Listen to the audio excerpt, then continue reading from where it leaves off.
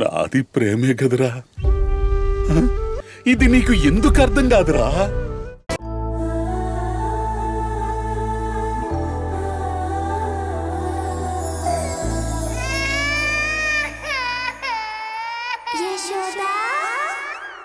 అత్తయ్య, మావయ్య, హరికి సంబంధించిన సర్టిఫికెట్స్ అని వచ్చాయి, ఒకసారి ఇలా రండి.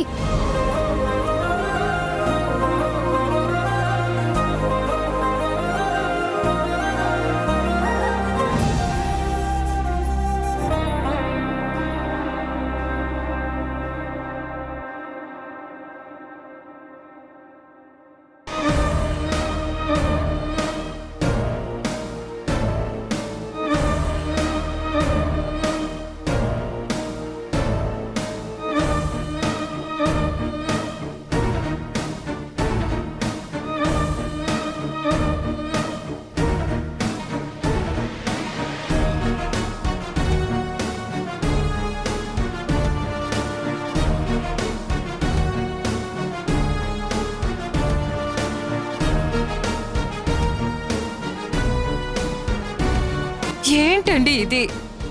మనవాడి సర్టిఫికేట్లో తల్లిదండ్రుల పేరు దగ్గర ఎవరి పేరు ఉండడం ఏంటి?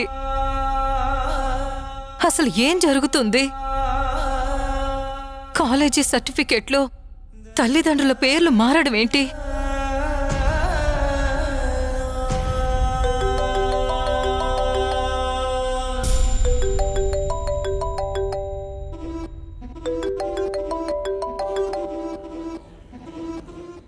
ఏంటి యశోదా, సర్టిఫికెట్లో భద్రాచలం అని ఉండాల్సిన చోట జగన్నాథం అని ఉందా?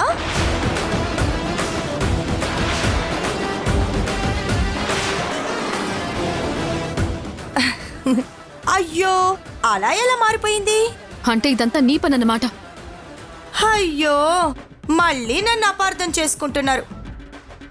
యూనివర్సిటీ సర్టిఫికెట్స్ లో నేను పేర్లు ఎలా మార్చగలను యశోదా? అదేవినా నా హాస్పిటల్లో మెడికల్ బిల్లా పేరు మార్చివ్వడానికి? కాలేజ్ సర్టిఫికెట్స్ అవి చాలా కాన్ఫిడెన్షియల్. అందుకే కదా వాటిల్లో భద్రాచలం దాక్షాయిని పేర్లు చూపించి నువ్వు హరికి గతం గుర్తు చేయాలి అనుకున్నావు.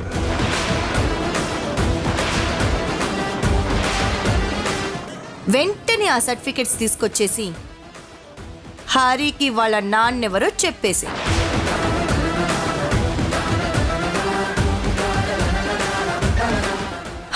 ఆ సర్టిఫికెట్స్ మీద మీరందరూ చాలా హోప్స్ పెట్టుకుని ఉంటారు.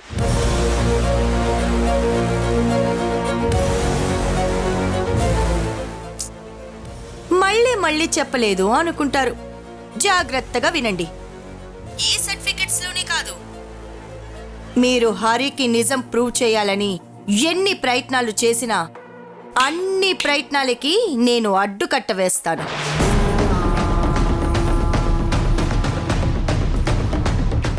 అటెండర్ సహాయంతో నువ్వు సర్టిఫికెట్లు సంపాదించగలింది వాడికంటే పై స్థాయిలో, ఎవరికి అందనంత ఎత్తు స్థాయిలో ఉన్న నేను వాళ్లతో ఇంకెన్ని మ్యాజిక్లు చేయగలను? నువ్వు మర్చిపోతే ఎలా యశోదా? మీరు అనవసరంగా ఎన్ని ప్రయత్నాలు చేసినా వృధా ప్రయాసే అవుతుంది. కాబట్టి సైలెంట్గా ఉండండి. అర్థమయ్యిందా?